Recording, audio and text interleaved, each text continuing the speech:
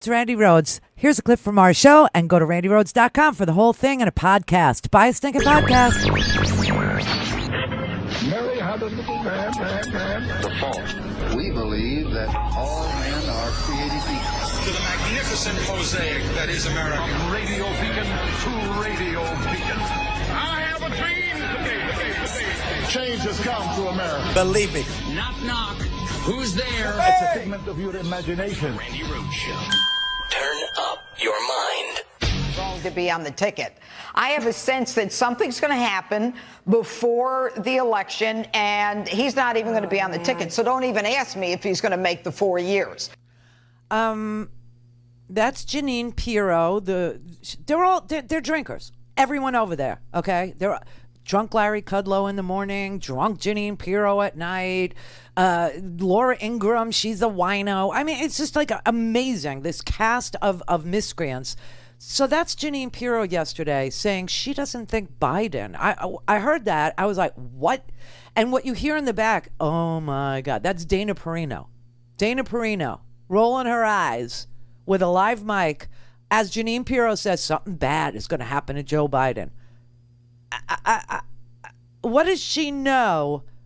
What does she know about Joe Biden's safety or Joe Biden's health or nothing? She knows nothing. Okay, she's listening to wackadoodles in the Trump administration who feed her talking points every freaking day, and somebody is spreading some stories around about how Joe Biden isn't going to make it to election day by hook or by crook. I mean, I couldn't believe that.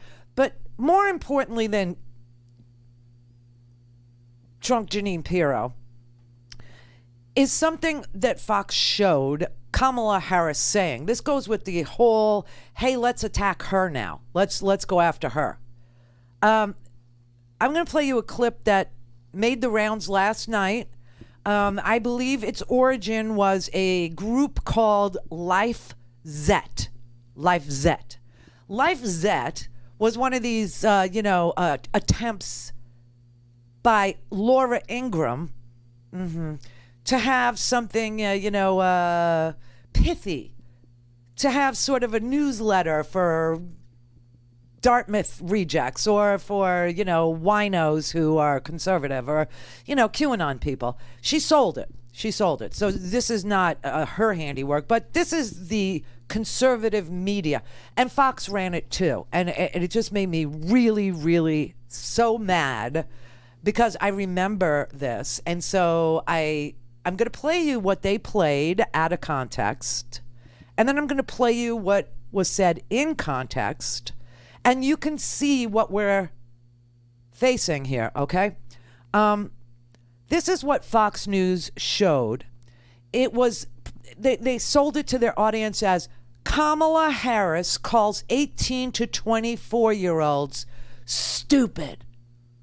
To try to get young voters to think Kamala Harris was A, going to prosecute you for pot, B, she locks your parents up if you don't go to school. I mean, this is wackadoodle, all right? But this is what they showed. What else do we know about this population, 18 through 24? They are stupid. That is why we put them in dormitories, and they have a resident assistant.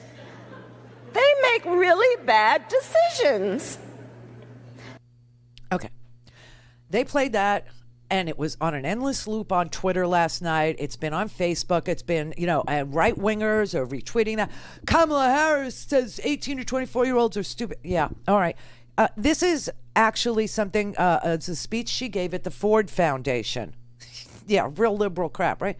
No, it's a speech she gave at the Ford Foundation to a bunch of prosecutors and law enforcement officials about ideas that they came up with in a Kamala Harris district attorney's office to offer help and assistance to people who were non-violent, first-time drug offenders.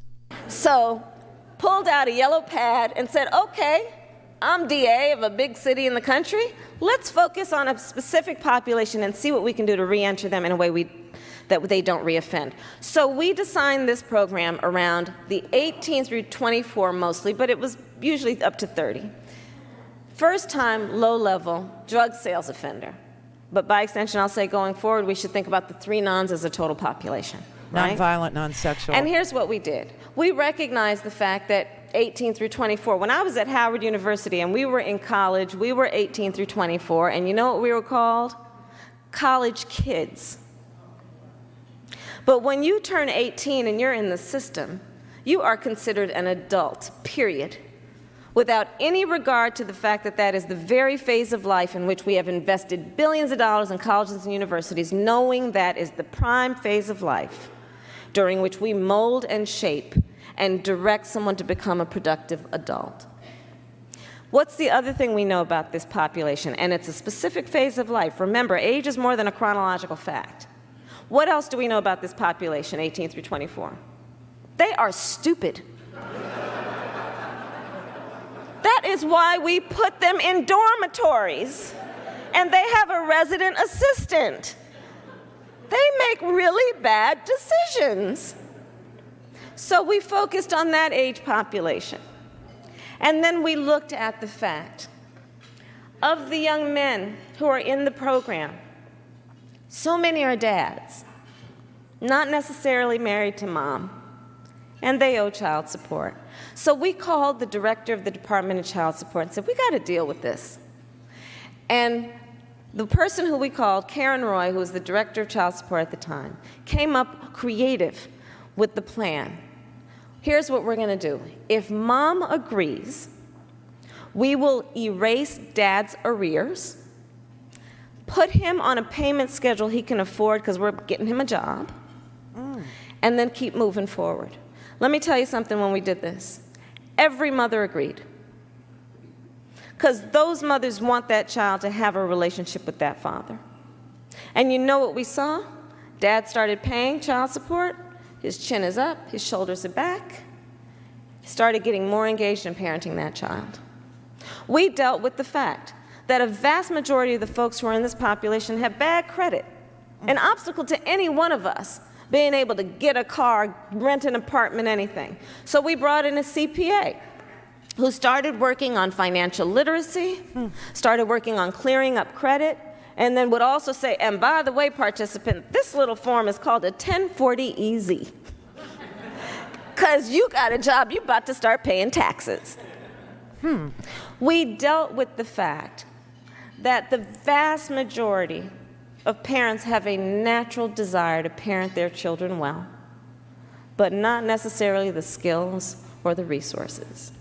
So we infused in the programmatic piece a very intentional focus on supporting their desire and need to parent their children. By the end of this initiative, over the 5 years that I was the DA and we were tracking it, we reduced the recidivism for that population from 54% to less than 10%. Oh! She's a national treasure. And what did they take out of that? 18 to 24-year-olds are stupid, which was a lighthearted jab at being 18 to 24, which we all know. We can think of the most embarrassing thing in our life we ever did, and it would probably be something that happened when you were 18 to 24. She is a treasure. Go to RandiRhodes.com for the whole thing and a podcast. Buy a stinking podcast.